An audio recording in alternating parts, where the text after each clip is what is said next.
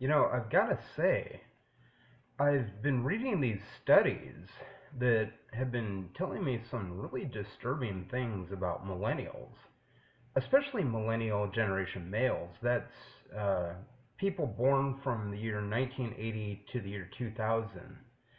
And the studies are concerning because just about every link that I've read and study on this is saying that millennial generation people, especially men, are more sexist, racist, homophobic, and age phobic than even their baby boomer fathers and grandfathers. This says something to me. This says that as the paternal aging effect from 1912 to 2012 against older fathers has been in the cultural milieu for 100 years, that this is attriting the telomeres in our brains, so that each successive generation is growing more and more hateful. I mean, you could look at this as sort of a increasing mental illness. If you're hateful, you have sociopathic tendencies and psychosis. And it's saying that as generations move on, they're more psychotic.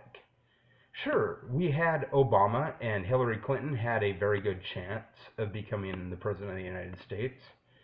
And when you look at the popular vote, Hillary Clinton did win the election. So there's an acceptance of women in leadership roles. And of course, we had a scandal-free presidency with Obama. And there was an acceptance of the fact that he was half black. But when it comes right down to it, within culture itself, the millennials, and I guess Generation Z, the kids that are born between the year 2000 and 2020, and this is 2017, so we're wrapping up Generation Z, are more hate-filled. They're more against things in the cultural thing. The studies that I've read on sexism have said that women feel under threat by guys their own age more than they do amongst older men. And it says that there's more racism in the workplace and more homophobia in the workplace, even though there's more an acceptance of a pluralistic society where different people of different orientations and skin colors and genders are more accepted, and the transgender community. But among the most hateful people, they're millennials. So while there's an acceptance of things like bathroom rights, silly things to argue about for the transgender community, we know that straight white males are the most rapey, especially the younger males are the rapiest. They feel the most entitled to women and the most entitled to be mean. You notice like younger people that are like 18 that aren't really professionals drop the N word every second. And these people, the white people, might actually be socialist, but at the same time, like every word out of a lot of people's mouths that are under 35 is nigga, bitch, faggot, and it shows that people are having these knee-jerk reactions, which makes sense when you look at the paternal aging effect myth.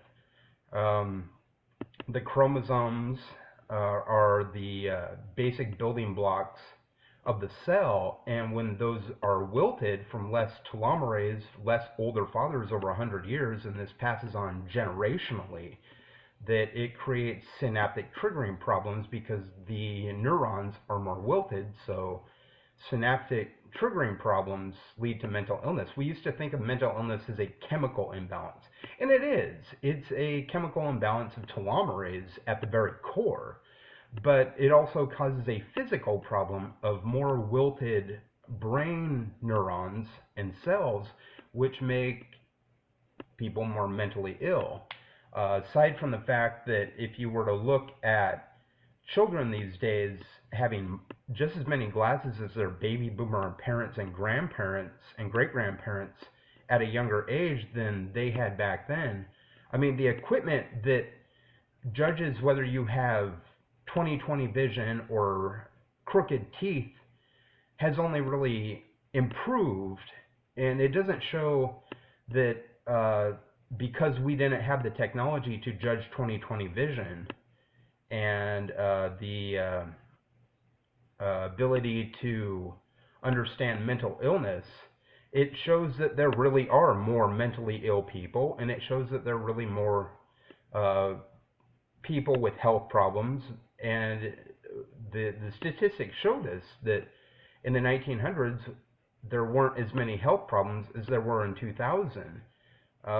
Because of Obamacare, more people are getting checked, which does show that over time the brain is wilting, the eyes are wilting, the cells in the body are wilting. And you talk to an 18-year-old girl these days, and it's kind of like talking to your grandmother because of the way that she drops racist language and has like the knee-jerk, violent reactions to things.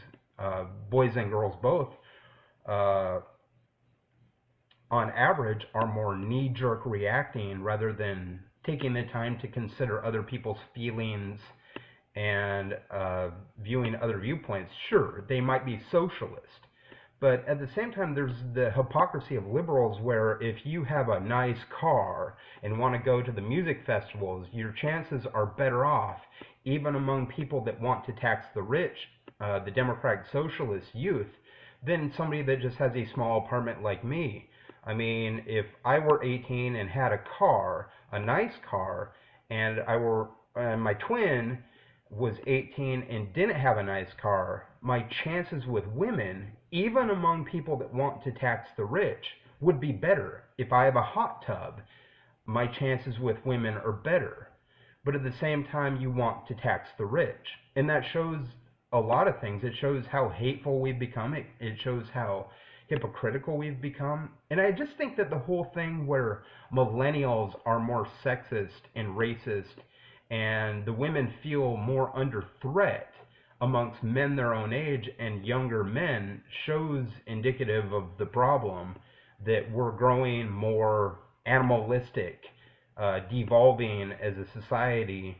And we really need to look at how older fathers, if they give your kids stronger DNA, if they're between 35 and 55 years old, how societally this has passed on through the generations to create a more hateful generation known as the millennials. And sure, there's a lot of acceptance among millennials too for like gay rights and things like that. But there's a lot of hateful people. It's like a very divided America, especially amongst the young people, where it's the racist language even among socialists, and there's also the hatred among both conservatives and liberals among millennials and Generation Z. Uh, there's a lot of acceptance because of new information that, like, gay people control the population, and also they don't affect you personally. So there's more people that have the information, but there's also more people that just shun information. And the Republican young people these days are much more racist than the Republicans in the baby boomer days. I mean, everybody talks about how the Republican Party used to mean something because even Eisenhower protected workers' rights, and he was for business at the same time. And the Republicans these days, especially the younger, new Republicans, are just fuck the poor types, or fuck the black types, or fuck the gay types, or fuck women types. And I've even met Democrats and liberals that have the whole like MRA, men's rights activism, and sort of like, instead of a feminist or a humanistic worldview among liberals and Democrats. So I can only imagine how hateful the conservatives are. So if, older men are less rapey and more respectful of you as a woman, maybe you should date me, even if I'm poor, because I'll take you out to nice restaurants and I'll actually listen to you instead of calling you a bitch every time you're mad. or disrespectful towards you when you're disrespectful towards me. Um, I'm just a more accepting guy. I'm Generation X. I'm 37 years old. You might even be well off to date baby boomers. I'm not going to just say that I'm the only viable candidate, but I am really trying to speak for Generation X, and that really would be, at this point, people that are between 35 and 55 years old, especially the men, to link with the younger women, because this creates a stronger child. And it also cuts down on the telomerase in your bodies, through sex or touching or close proximity, which would lower your rate of anger, depression, stress, a weaker immune system, and cancer. So I am kind of a Kurt Cobain personality, uh, because I'm speaking for my generation, and it's Generation X. The baby boomers are mostly already married off. So Generation X males really need to start linking with young millennial females, and even now some Generation Z women are of legal age, and there really should be more of an acceptance of relationships where the woman is like 17 or 18 with men that are 35 or older to 55, instead of this bigotry of calling everybody that's an older dude a creep or a misogynist or an asshole or a racist, when there's absolutely no evidence to this. Maybe, if you like science, run the experiment. Go out with a guy in your local area that might be 35 or to 55 when you're 18, and see if that experience is better than dating a guy your own age that's like 16 to 25, or even younger males, because of the maturity level of women, because they have a double X chromosome and a double Y chromosome is the male, and the fact of the telomerase being at a different level and rising in the balls while falling in the rest of the body at that age creates a gentleman, and somebody that's going to respect you as a woman. I mean, who wants pussy more than an older guy that doesn't have a girlfriend? So he better damn well work for it and be a better dude. And I'm just saying, maybe the millennials need to start being better dudes. But either way, the damage is done. There's more sexism, more racism, more rapiness, more thefts, more violence among the young these days. And we need to look at this as a genetic problem. So my name is Lucas Werner. If you want to go out to eat and you're under 26 in Spokane, Washington, that's the ideal range that I'm trying to hit up. I've already dated older women and women my own age. But at my maturity level at 37, 26 would be my ideal, or younger than that. And I've always been able to get women to like me just by cooking for them. And I'll start cooking again now that I have the apartment. I've had friends that are females that have said that I should cook more, and I agree. And also, I know more restaurants. So really, I'm trying to become a more fleshed out person.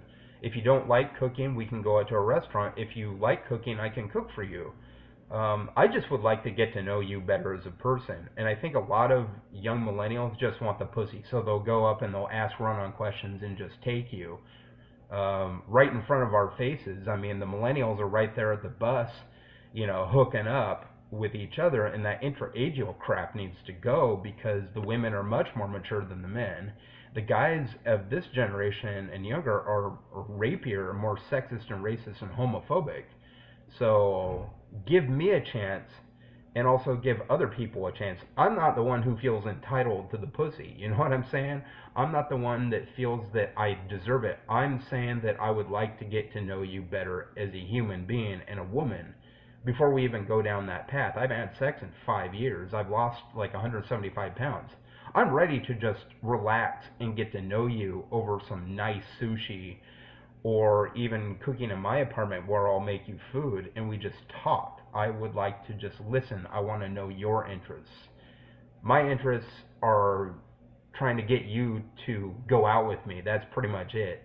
I mean, it's just other nerdy shit like biochemistry and physics and stuff. We could talk about that and we should have a conversation, but I really want to get to know you. So give me a chance. Your generation sucks. The guys of your generation are shit.